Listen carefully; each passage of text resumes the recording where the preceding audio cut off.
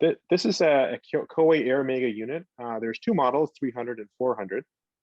We're getting the 300 unit, which is rated for about 1,200 square feet at 2 air changes per hour. And we can go through that actually, Kathleen, if you your questions are really good before this. So I think we'll maybe go over some of that material.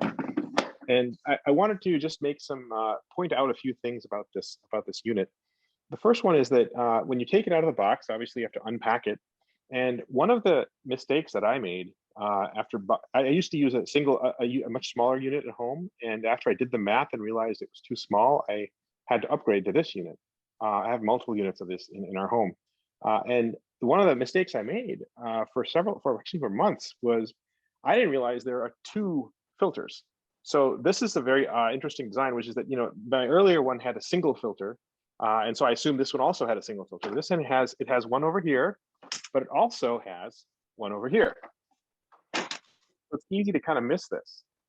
Maybe some people have already understood this, but like this is maybe a potential pitfall, is that you need to realize that there is actually two sets of filters that you have to maintain for this unit.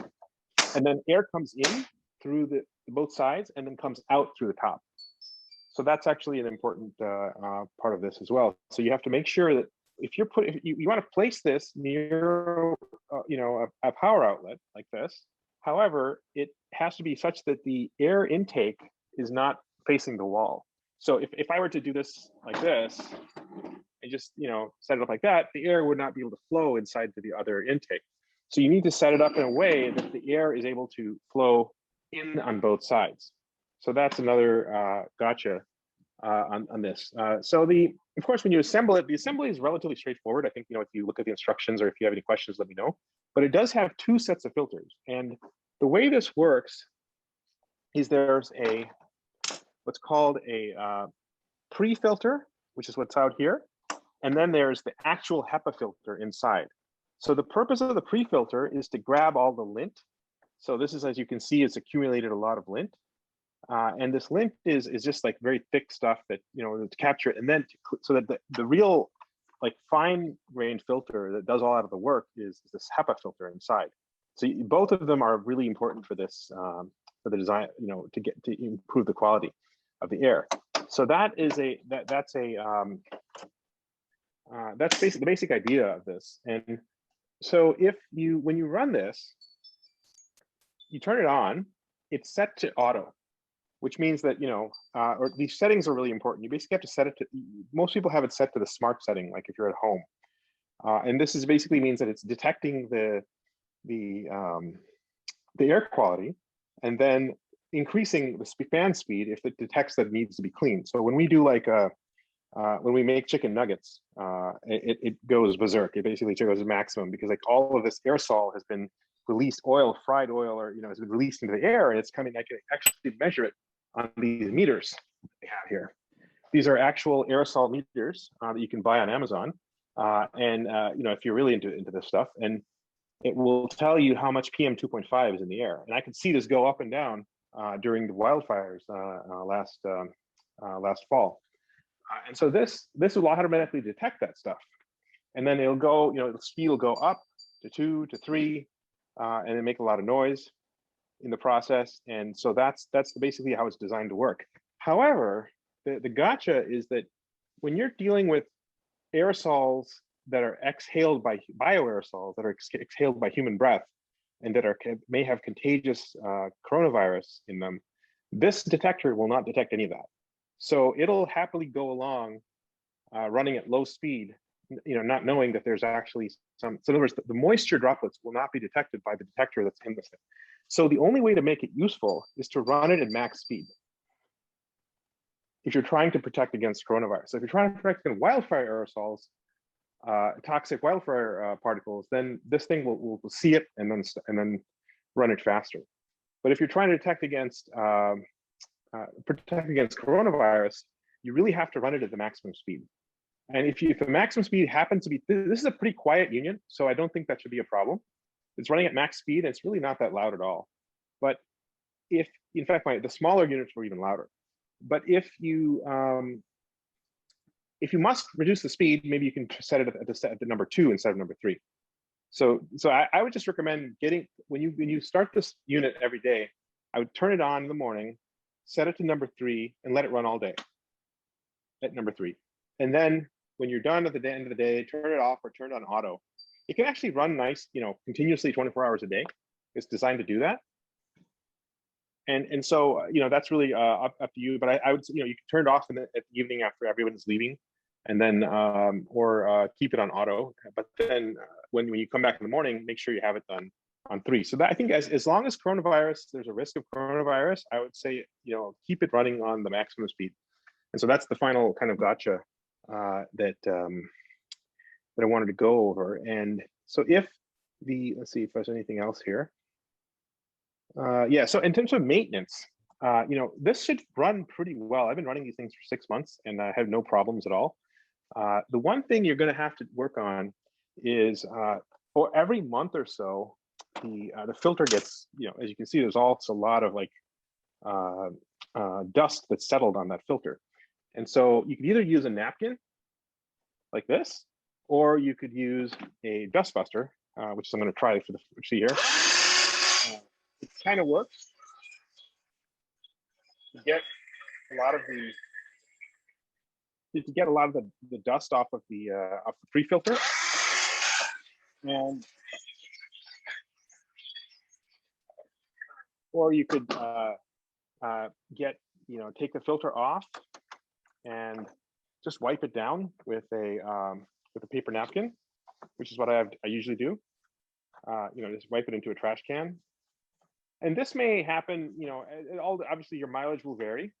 And so now you have a nice clean filter that you can see through, and you put it back.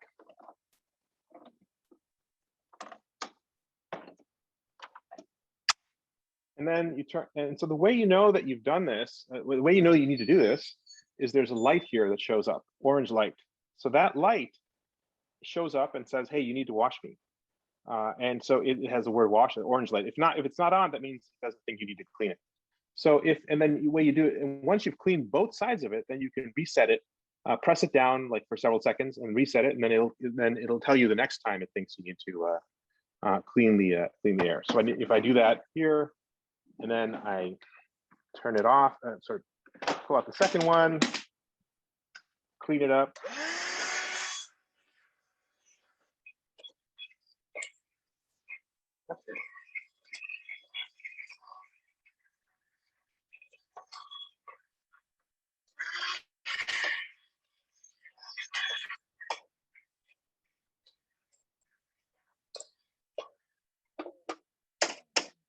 Actually, in this case, I didn't even need to take it out of the unit, and I just mostly cleaned it up with a dust buster. So that's another way to do this. And then once you have it running, you press the button down, and it'll then have like it'll go off. You just keep it down, and it'll turn off. And now it's back to running. The same thing will happen maybe later with the HEPA filter, the inside filter, but I haven't even hit that yet. I've been running it for 6 months, and I haven't even needed to change it yet. So this apparently lasts a lot longer. And so it could be 6 months, it could be a year. I don't know how long it's going to last, but that's just a replaceable item that needs to be changed out every so often. It may last even more than a year for all I know. But that's basically it. That's really what I wanted to. The 2 chains per hour is really based on the manufacturer's rating for the how fast the unit works, the speed of the fan inside the unit. That's just a fixed thing about it's not a setting. The thing you want to pay attention to for setting is to set the speed to the maximum setting here. So I think I talked through that, but here I just demonstrated it. You basically want to set it on number 3 to let the fan run as fast as possible, because it's not able to sense the coronavirus in the air. It doesn't know how to do that. And so that's why you basically have to let the air flow through it, and so it's constantly changing the air inside of your classroom. And this is a not obvious point. I mean, you could buy this thing and put it in your office or your classroom and not know that this is what it's not going to be useful unless you actually do this. So things you have to do it every morning. That's the one thing that's why I wanted to make sure that everybody knows that. That's how you can really keep the whole air clean and so on. And then you get the 2 air changes per hour. this unit is advertised as having the 300 unit that you're getting is advertised as having 2 air changes for every 1,200 square feet room. And so that scales linearly with the size of the room. So if it's a 900 square feet room, you multiply by 900 and divide by 1,200, and you'll get the number of air changes. So that works out to about 2.7 air changes per hour for a 900 foot square room, or for a 1,000 foot square room, it would be the similar calculation. And so we ideally want to get to 4 to 6 air changes per room, according to experts that are published in different places. And so in the Journal of the American Medical Association, and so to get there, we could the larger units would even be better. Maybe one day, if we're really excited, we'll get another unit for the classrooms, and get 2 units running in parallel. So then we'll have, definitely go way into 4. But I think 2.7 is so much better than what we have right now. So I'd run with this. And this is great. And so so I think that's really what it is. And so the 400 unit that is about 2 air changes for 1,500 square feet. So it's a little larger, but not a whole lot. And so what just happened here is, for some reason, the sensor went off and said, hey, there's a lot of pollution in the air, and that's why it turned red. And so it automatically went on to the third fan setting.